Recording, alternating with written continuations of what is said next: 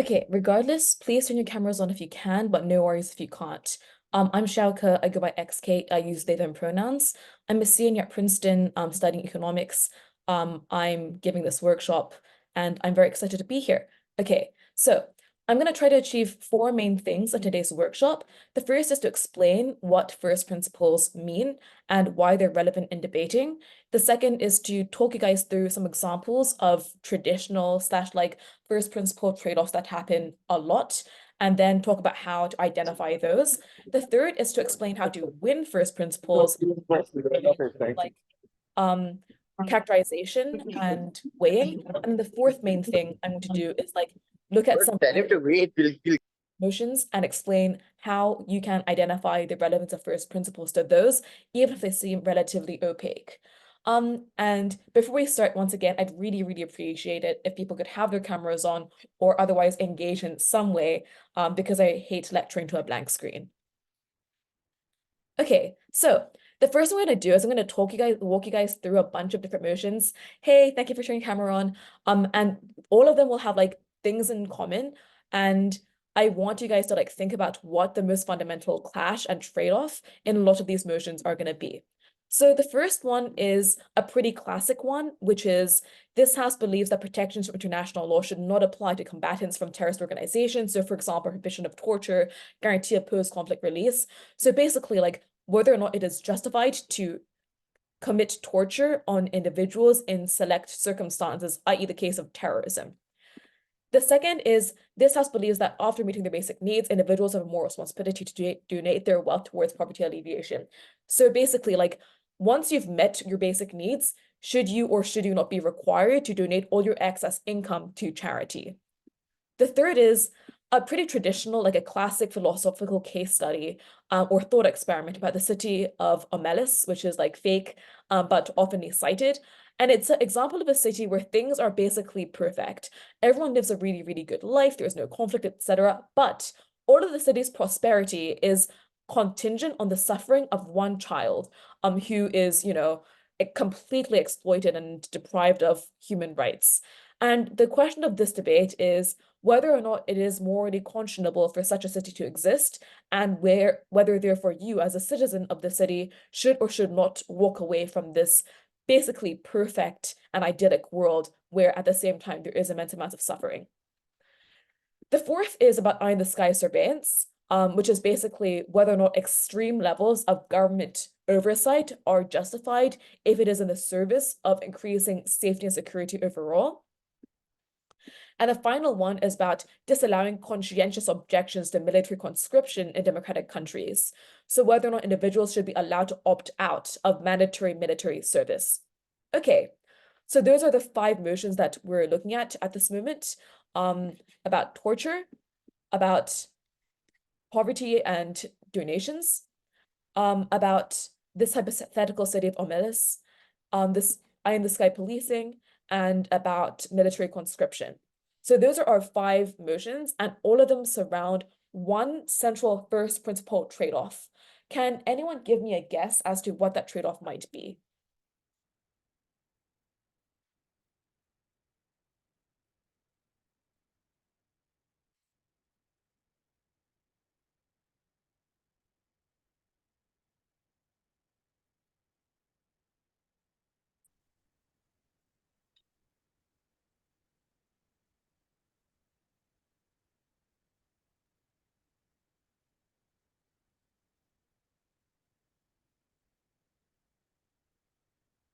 Okay, so assuming that people are like largely disinterested, or at least like not completely sure what you think the answer is, I'm just gonna go for it in this particular instance.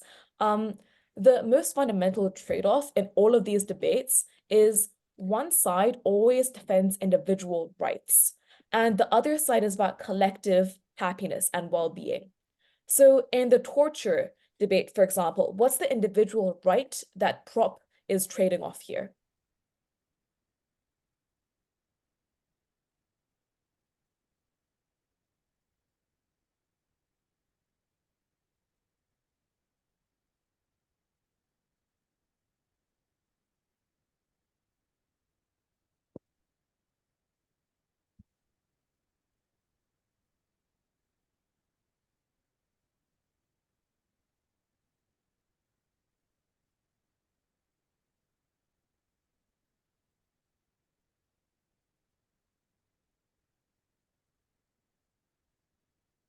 Okay, so it is basically the simple human right to be free from torture and free from suffering, and the other considerations we afford to those who participate in war.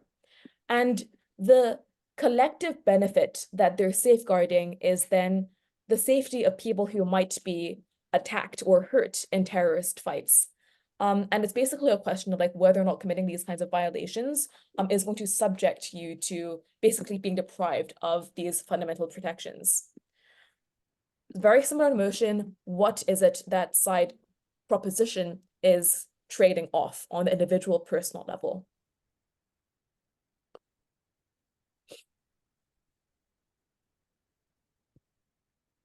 It's the positive right to freedom, to enjoy the fruits of your efforts, a meritocratic society, etc., and to do what you want with your money, basically.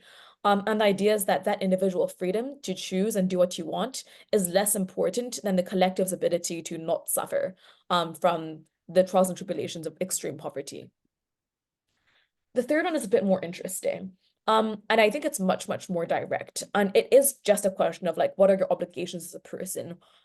Is it justified for you to enjoy happiness if it is predicated on the suffering of another person? For the fourth one, yeah?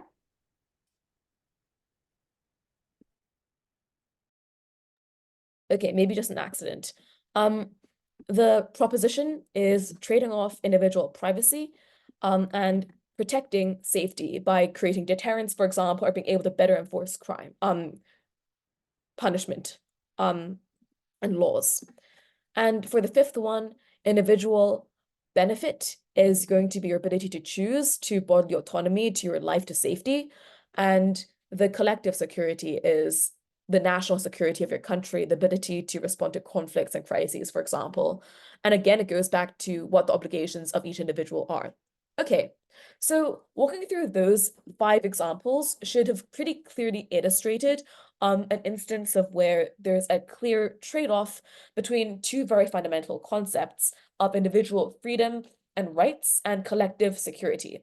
And knowing this is extremely useful for debates because when you notice that, you don't run the risk of running punch me in the face cases or like very, very simple cases where, for example, for this argument, for this motion about donating wealth towards poverty alleviation, I think one thing that a lot of prop teams do is they spend way too much time explaining how this can successfully reduce poverty or help people. Or op might say this is a violation of people's basic rights and that they earned that money. When in reality, if you know first principles debating quite well, you'll know that the point of the motion is to ask you to consider the trade-off about the circumstances under which your individual freedoms are constrained by your obligations to other people, or just explaining why, regardless of the circumstances, if your individual needs are met, you always, always, always must sacrifice in order to help others. Because, for example, like your subjective well-being is no more important than the well-being of another person who equally has capacity to think, to feel, to suffer in the same way. So that's kind of the motivation for why we care about first principles debating and why it's useful, because it means that you get to the heart of the debate quickly and you don't end up making unstrategic arguments. Does that make sense? Any questions? Okay, thank you, Mia. So now we're going to talk through some basic first principles trade-offs. This is a basic starting list of some of the ones that come to mind, but there are many, many others.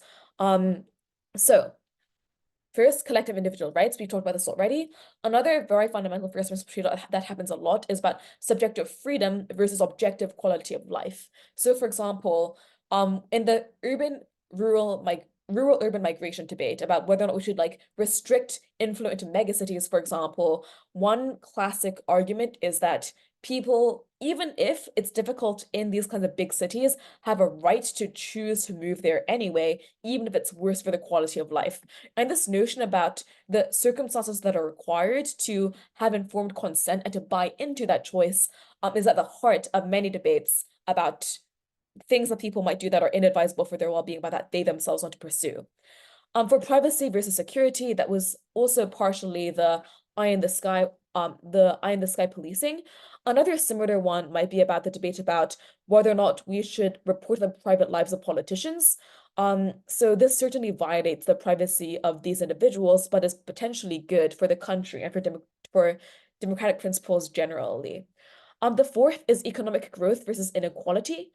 So for example, whether or not you should aggressively tax, I don't know, tax the top 20% of firms, something like that, trades off from economic growth in some way, but is also good for inequality in other ways. And in this debate, people would both try to win on both kind of metrics and be like, look, even if taxing might seem to create a disincentive to work hard for these companies, that the incentive is pretty symmetric, so they keep growing either way. And the only change then is the government has a lot more money to reinvest into people's education, into their healthcare, which in the long run creates more economic growth. But at the same time, we'd also want to do weighing, which is like, even if though we concede that we lose a lot of the economic growth that you do, economic growth is only important insofar as it benefits individual people. And if we can prove that inequality is a much greater harm to people, even if the material needs are met, then we win. That kind of thing. Free market versus government control. It's about things such as like, should we privatize XYZ state enterprises, or do we support export-oriented development, which might require more reliance on big state-directed, state-planned development, for example. And it's a question of like, what is the fundamental principle that we're going to use to approach governance and growth? What is the best way to plan and organize an economy? So those are just a short list of different first principle trade-offs, but honestly, there are so many. I was actually hoping that people might come with some motions that they have come up, they have recently encountered, and I can talk through what the first principle clash in each of them might be. So basically, in short, it would be really awesome if, for the sake of engagement, people suggested motions for us to all collectively think about.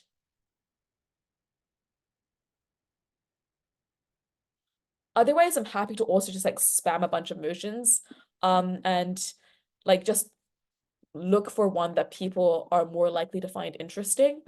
Are we feeling like IR, econ, narrative, soft debates? What are people interested in hearing? You can put it in the chat if you don't want to turn your camera on or something like that. Thank you. Okay. This is really good because there are two, I think, pretty clear first principle or fundamental clashes. The first one is whether or not we should care about democracy as an ideal over outcomes in society. Because the op push is going to be people might vote even if they know perfectly what their preferences are, that they can vote one way and realize that this is a problem for them in the future, and that they want to change their minds. And that instead, technocrats should take over and choose objectively correct course of action, right? And then prop is going to push back and have to prove that, regardless of what the outcomes are, democratic ideals are more important. So that's one first principle clash, which is like hearing the word of the people or assuming what people want and acting in their best interest in a technocratic manner. So democratic versus technocratic fulfillment of people's preferences and ideals is one first principle clash. The other first principle clash, I think, is just like, honestly, this is more characterization work than anything else. But I think a really important clash that teams have to spend a lot of time characterizing is, how are people likely to vote? Will they vote well? What are their priorities going to be? And given that, what is the nature of these referendums going to look like? So for example, like prop might say that this is often much better than doing things such as like having majoritarianism, in which the party that happens to be in charge of the military has a large group of people who claim to be the majority pushing for one thing, but that there is a larger silent minority or majority of people who would vote another way. Whereas op might say that the more likely outcome is that there's herd mentality, that people become caught up in the electoral politics of it and cease to think critically about what they exactly want from a peace agreement. So that's a really, really good example. And it's a way of like looking at it and being like, yes, like democracy versus technocracy is also a very good first principle clash, as is are people capable of thinking about their preferences objectively, or are they easily influenced by those around them and therefore easily manipulated into making choices that are bad for them? And that way you're engaging charitably with both sides. Any other motion suggestions? Or even just like themes? This house believes that developing countries should prioritize the provision of welfare programs over the development of public infrastructure in their poverty alleviation efforts. Okay, that's fantastic because it points to another very fundamental clash, which is top-down versus bottom-up growth. So basically, Pop's going to say welfare programs fantastic because they empower the individual to become rich. And once that individual is better off, they can make choices that best help themselves fulfill their dreams or build up economic potential. Whereas op is going to say, no, no, no, if you do individual growth, often that's going to be fragmented and inefficient, and that people's ability to help themselves is capped, even if they're given some money or some like food stamps or better healthcare. And that the more important thing is to do things like create bridges, create education, and do things such as like big sweeping infrastructure projects that are going to create economic activity that's higher in specific areas, for example, or that create the systems that are necessary for people to then choose to have their best economic path forward. Does that make sense? So it's like, is individual empowerment the best way to go? And is it the case that public infrastructure is often done poorly or not targeted properly to people's needs? Or is it top down that's better, i.e. individuals can help themselves to some extent, but what they really need is big projects that are going to change completely the opportunities they have available to them. That's a really good example. Thank you so much. Okay, if there are like no other requests for motions, I am going to move on to the next part of this workshop, which is just demonstrating how to win first principle clashes, and how to use those to build really, really deep round-winning characterization and weighing. Okay, let's actually take which of the first five motions do people like the most? The terrorism motion, the donation motion, Omelas, Eye in the Sky, or conscription? Omelas?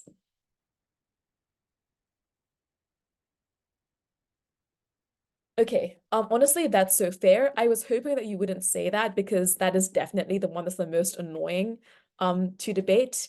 But people are like overwhelmingly saying that I should talk about that, so let's do it. Before I give you guys the answers, I think it would be really, really good for people to individually assume that you're on prop, decide what arguments you would run and what op is gonna respond to that. So I'm gonna give you guys all, let's say like 2 minutes even, and then use that time to decide what you would say before you hear my answer so that you can compare. Okay. Hi, Nir. Thanks for joining us. What we're doing right now is we are debating this house would walk away from Omelas, like the fictional country that is based on the suffering of a child.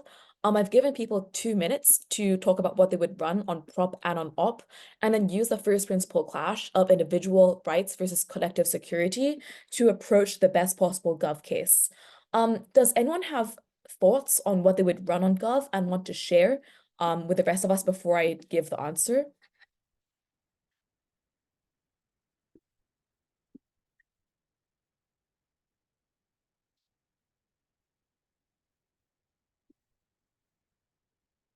Okay, I'm assuming not, which completely fair to be honest. Okay, I'll walk you guys through what I would run on Gov. So honestly, like the Gov is really tricky because the best Gov is difficult to prove. The op is very straightforward, and it's that the child is suffering, yes, but we should value the individual suffering of one creature less than suffering that is potentially just as acute amongst many, many, many other human beings, without which the child like would not exist. And then explain why it's the case that even if the suffering is less acute for other people, why if unlike the severe deprivation the child goes through, all you have to deal with is, I don't know, like job insecurity or some forms of conflict where you end up getting bruised or battered to some extent, why the sheer number of lives it improves means the suffering of the child is justified. Crucially, OP needs to explain why personal consent is unimportant in that instance.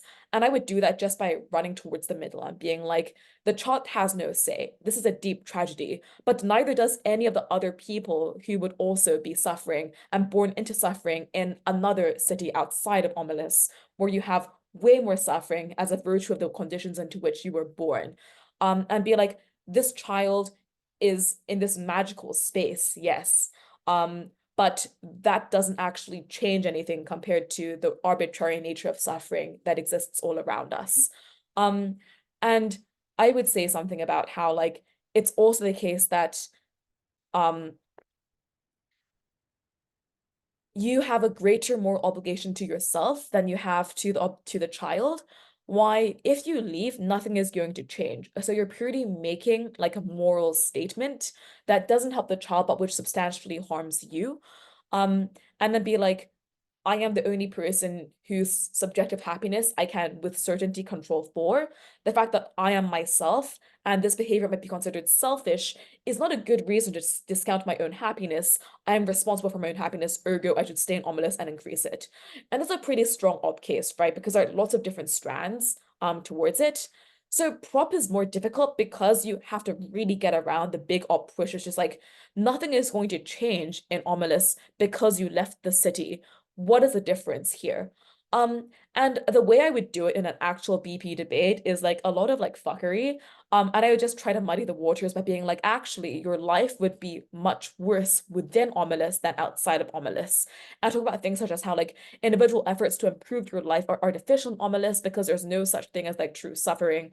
About why it is the case that people around you can't really trust because you know that they're all also complicit in this like suffering of a child who you all collectively turn a blind eye to, about how if you walk away from Omelas, you walk away with a strong sense of justice and a desire to improve the world, which you take with you into efforts to help many children like the one in Omelas, so that even if you don't help the child in Omelas, you help people outside. And it's impossible to alleviate suffering within the city, which limits the upside of your life. But when you go outside and there is suffering much more proximately towards you, you can do a whole lot more to make things better. So that's an easy kind of gov case that dodges the really difficult burden, which is like, why is it that it is wrong to be morally complicit in the suffering of a child, even if you can do nothing about it? And here I would probably do like two things. The first thing is I would built a claim of like bystander effect is very, very bad, that we have a strong moral obligation to take positive actions to defend a suffering creature, even if we're not the ones directly creating that harm. And that choosing to stand beside it and do nothing is a active choice to like ignore that and instead continuously benefit from it. And then you would like pile on things such as like, oh, like this is a child who has had no other choice, that's completely vulnerable, dependent on adults around it to help it. Um, about why the complicity of everyone else around it means that you can't count on others to improve this child's suffering. And then to just like draw parallels and be like, the amount of benefit you're able to achieve by not eating meat, for example, is not incredibly clear, nor is the choice to not buy blood diamonds or to eat non-free trade chocolate, for example. But each of these things we choose not to do because they seem morally egregious to us, because we are acknowledging unhappiness and suffering and deciding that we're perfectly comfortable, not just existing in the proximity of that suffering and knowing that it's going to happen regardless, but that we're going to continuously enjoy it and derive happiness from it. And probably like make some kind of claim that there's a absolute form of justice, which is like every human being who is born into the world has a right to the same amount of well-being and happiness. And for that reason, even if you can't diminish the suffering of another person, that is wrong. It is wrong to continuously increase your own happiness if it comes at the cost of that other person's unhappiness because of that fundamental concept of unfairness. And be like, similarly speaking, like if you see your classmates suffering, um, because like they're hungry, for example, like you don't go out and like buy like 15 grapes and eat all the grapes. I don't know, something like that. I would honestly like have some difficulty selling this, um, just because a lot of judges these days tend to prefer more hardcore utilitarian arguments. But if, and therefore in a BP round, I would lean more on the ability to improve life outside of Omelas. But the first principle clash is about, obviously, there's a trade-off here, even though you don't always go for like the individual benefit of the child in every circumstance, that in this particular case, given the severe nature of the child's suffering, given that no one else around it cares about it, and given that you're directly benefiting from it, that this is an instance where coexisting with it and benefiting from it is categorically unjust and that you must remove yourself from it. Does that make sense? Are there any questions about that? I know that I talked for quite a bit.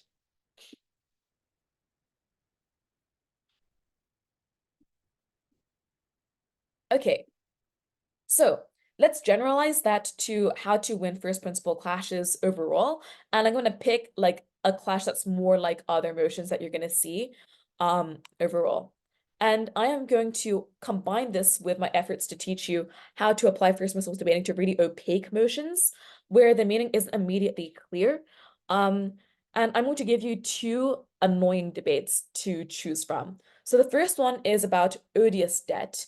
Odious debt is basically debt that a country is saddled with that has resulted not from the electoral choices of an entire country or population, or even like the financial choices made by a technocratic or autocratic country in the name of maintaining a currency peg, for example, but that is solely tied to corruption or mismanagement by a select handful of individuals. So this motion is about whether or not there should be an international body that's able to take this kind of debt, say, we're going to forgive this debt, discount it from that individual country, thus benefiting that country in the short term, but also causing long-term harm for its ability to find credit elsewhere, but also in terms of like harm to creditors who chose to give their money to these leaders without clear knowledge about what would happen to it, for example. So that's one motion, and I've just basically laid out the central like set of arguments from both sides at the most superficial level. The other motion is one that I debated at the Sophia Open quite recently, and it's about an Amsterdam apartment rental model, which is basically an alternative pricing model, which says instead of having free market demand, you price apartments according to where they exist on a scale. This scale is determined based on location, quality, contents, and the size of the apartment. And if you score more than an 8 on this scale, for example, that might qualify the landowner to charge you, I don't know, like 3,000 US dollars for rent a month. But if you score a 5, that they might only be able to charge you $1,500, for example. And the debate is about whether we should shift to that model as opposed to our existing one. So those are those two motions. Please vote in the chat as to which one you would like me to walk you through and which one you find more confusing. Like confusing equals good. Confusing means I will talk to you about it.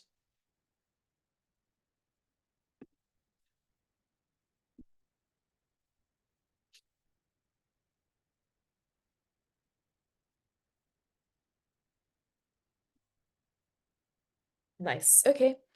Um, I just saw Tanvir's question in the chat.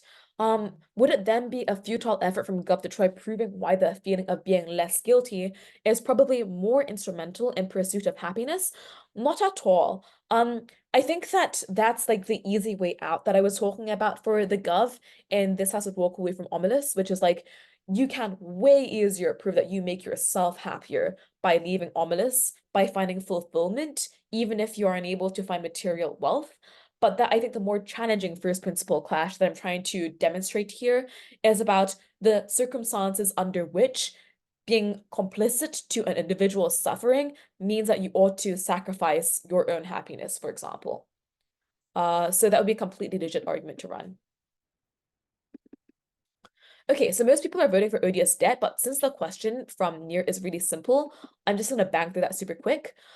Which is like this differs from what the market comes up with because there is less speculation. Um, and number two, because I assume you can make arguments about whether the government is more or less efficient at responding to changes in demand. So like I imagine that if a college town was built, that the government would take a hot sack to determine whether or not the location then becomes desirable and the price should go up. Whereas investors would know that this is happening like months in advance and have prices start rising very, very quickly. So the first principle clash there is obviously then about like free market planning versus government controls. And there's a lot of other stuff on the incentives of developers as well. I tried to run an extension that I really liked, which was about why the most likely outcome of this is that you end up capping rent lower than it is in the status quo, and about why, given the interest rate environment right now, it is going to be extremely difficult for real estate developers to A, justify taking out loans to build more apartments, but number two, the loan to value ratios of your existing properties end up collapsing because the amount you can gain on rent from each of them is extremely small, and that therefore developers go bankrupt. And that is obviously a disaster. So yeah, that's like a mechanical small extra thing outside of the central clash debate that I really, really enjoy running. But the central clash is about different pricing mechanisms. Okay, odious debt. What are the central? Okay, so the first thing I'm gonna do is like you're looking at this motion, it's incredibly complex. How do you decide what it is about? First thing that I would do, I'm gonna stop sharing here. Wait, no, I should keep sharing, but instead exit full screen. I am so sorry. I have moments of unintelligence. Um,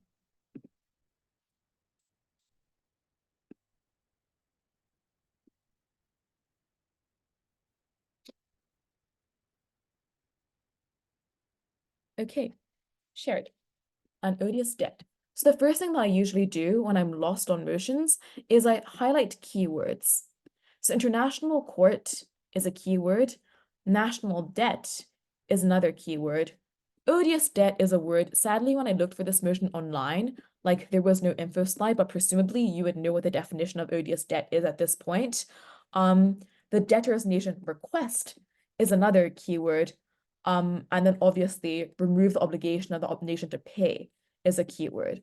So basically what you've done is you've taken like a relatively dense block of text and broken it down into a list of actors and like nouns slash like processes.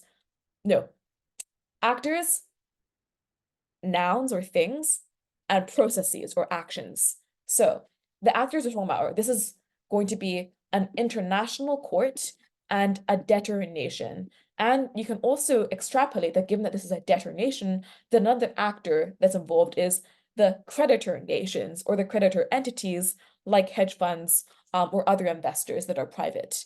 The second thing you do is you then say, what are the things we're talking about today? And it is we're taking odious debt, which is different from other forms of national debt because it is targeted towards an individual's choice and it is to do with corruption and is irrelevant to the decisions of a people and irrelevant to the potential economic growth of the nation.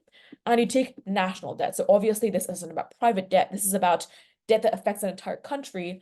And then the action we're talking about then is you remove the obligation of that nation to pay. So you basically just cancel it out. It doesn't exist anymore. It's wiped from the checkbooks. Okay. And one more thing I would note is that like this is very specific. It is about at the debtor nation's request. So not in every single instance, but in certain circumstances, which you can use as a convenient framing device later on. So reading the motion closely is very helpful. Where would I go from there? I would then go, the thing that's going to be the most important, like the most useful here is what is going to happen, what is national debt and why does it matter? And I think that like when you lock onto like certain things like this is about national debt, for example. Obviously, the things that matter here are preventing debt crisis in which the nation ends up defaulting on its debt and going completely bankrupt, and then being forced to accept loans with tons of conditions that are going to restrict its ability to grow, or that is going to mean that it has to do things like print a shit ton of money, inflation happens, people can't buy things. Like basically avoiding financial crisis is an incredibly important impact on the round. But the other thing that comes to mind when you're looking at national debt is that you're also thinking, why do countries take on debt? And it's often because they don't have a ton of reserves themselves, but they need to borrow in order to create infrastructure or other projects that are going to generate future returns. So you're basically just like buying based on future income streams. And that future growth is another important thing that people care about in the round. Which means that one thing that you immediately are aware of is this is a debate about trading off long-term against short-term incentives to some extent. Because if this happens, presumably the country's immediate debt crisis is less extreme, but at the same time, it might also suffer long-term consequences in that it is less able to access debt in the future. The one thing though is that this particular phrasing of the motion about how this happens at the debtor nation's request complicates things somewhat for OP, because it's like, oh, like presumably the debtor nation cares about being able to access those in the future, so they can avoid doing this as much as they can, upon which OP can run things about political incentives and about how at the point at which you are able to erase odious debt, the temptation to do so is extremely high, even if there are long-term harms given political sentiments, and given that people generally are more concerned about being in a mess right now than being in a mess 20 years down the line. So that's the first principle clash. The second trade-off that I'm talking about is going to be about the other stakeholders that are involved in the round. Because so far we've talked about this action of removing obligation of the nation to pay in as it affects the national debt. But we've also missed out on the other side of this coin, which is that creditors, i.e., people who have lent you money, now lose that debt completely. So this is a bit harder for you to win on in a BP debate. But you can certainly impact it out by being like, creditors aren't just like, I don't know, like BlackRock or other faceless investment funds that don't suffer at all if their money is lost.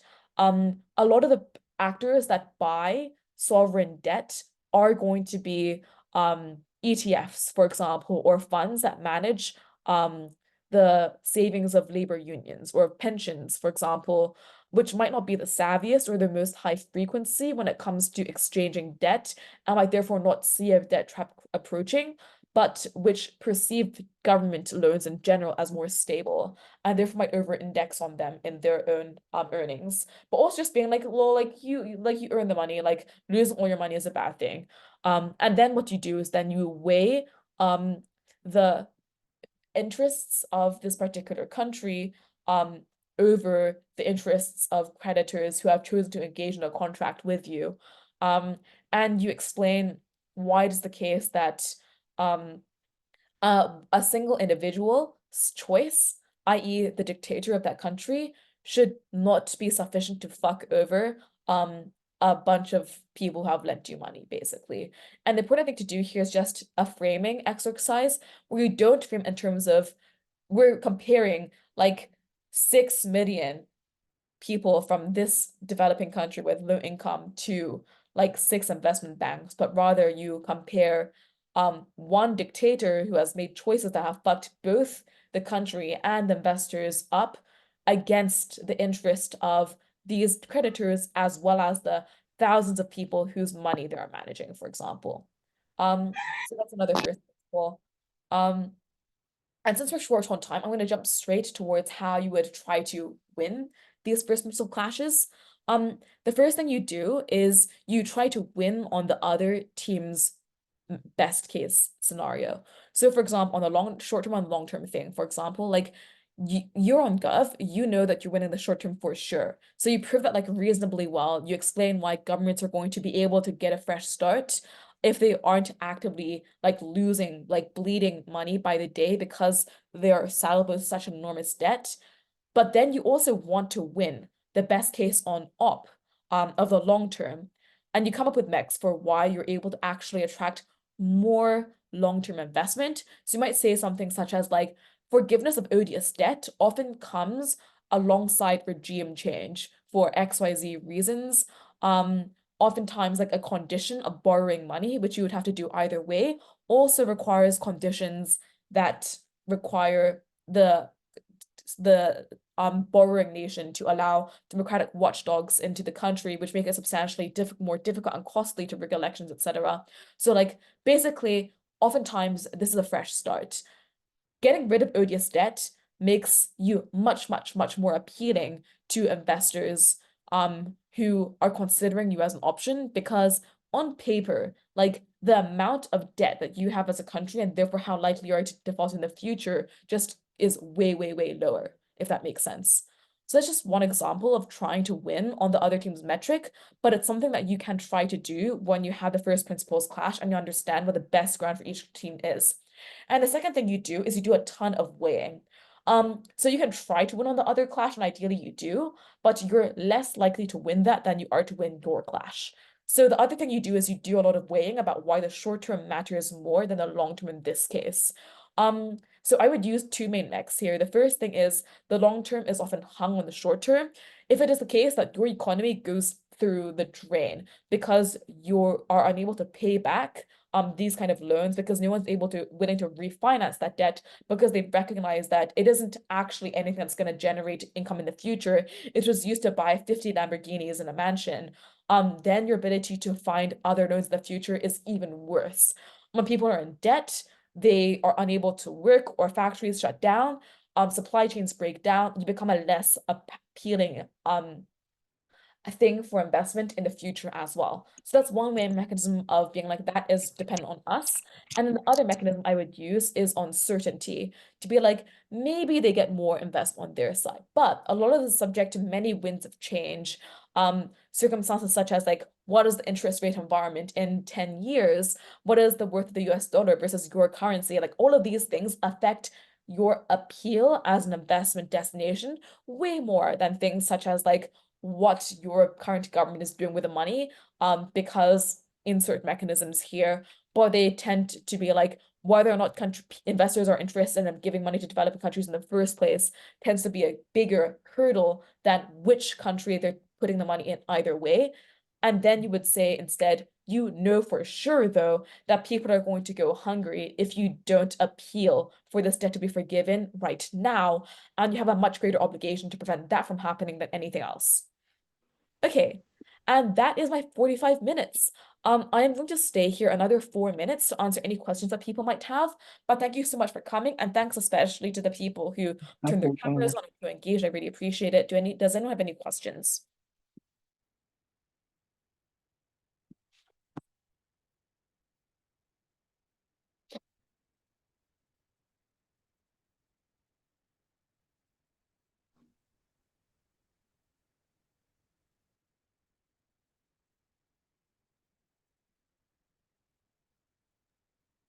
I have a question. Yes. So for a lot of these debates, there are kind of a lot of very stock principles that you can weave into something that relates to the argument. So I'm wondering what you would consider your best sources for like intuition palms and like loose lines of philosophical reasoning for these sorts of things would be.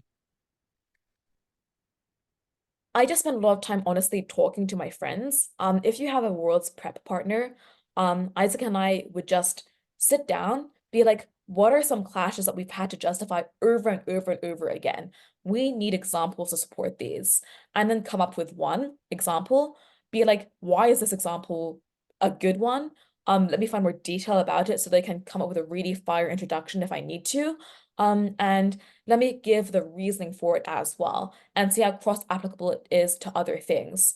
So for example, like one really big one that we both struggled with was like, why is it actually that a principle is ever more important than a practical? Because a lot of the wing that people do is like, oh, but like we need to defer to rule of law or to democracy because without this, things will not function, which ultimately then bleeds back into a practical. And I forget what exactly I used, but there was like some kind of principle we ran, um, an example that we ran about. I don't know, but it was something about like whether or not if someone paid you money, would you do like X morally dodgy thing? And it's like an instance where you are given a relatively clear benefit, but there's also a clear harm that is problematic to you, not because it's harmful to you or to anyone else, but because it seems morally extremely bad.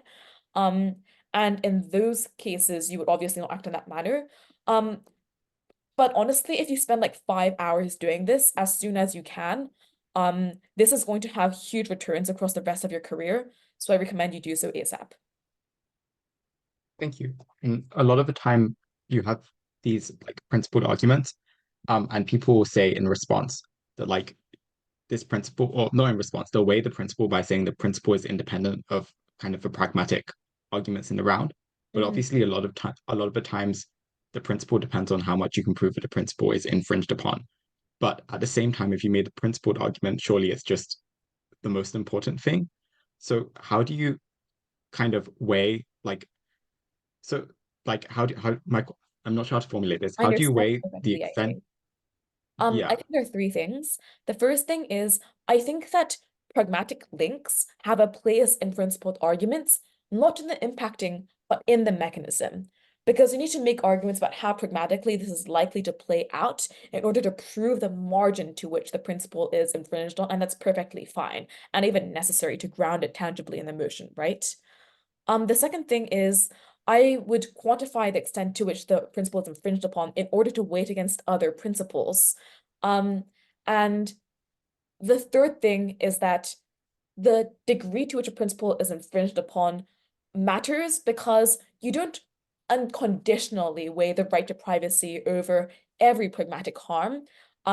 For obvious reasons. It's like incredibly difficult to prove that a principle arrives every pragmatic benefit always. But what you can do is like think of an intuition pump or an example that fits what you're trying to prove, and then make a claim that what makes that particular instance unconscionable is a question about the degree to which it is infringed upon, or something special about the circumstances it is happening in, and then argue that those circumstances happen equally to this motion.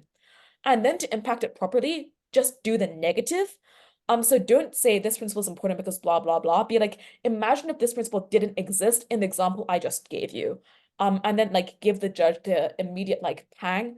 And then that will hopefully work. That's usually worked for me. Any more thank you. questions? If not, I will bounce because I have CA meeting for Cornell Novice Nationals. Okay, thanks so much again. It was a pleasure having all of you guys. Please DM me on Facebook if you have any questions, and good luck with debate and with your lives. While here, just dropped in. XK, thank you so much for this lecture. I thoroughly appreciate it. You are a G&a-half. Thank you so much. Have fun at Cornell. My alma mater wishes you well. Enjoy Yes, the beautiful, beautiful weather and the weird little deers.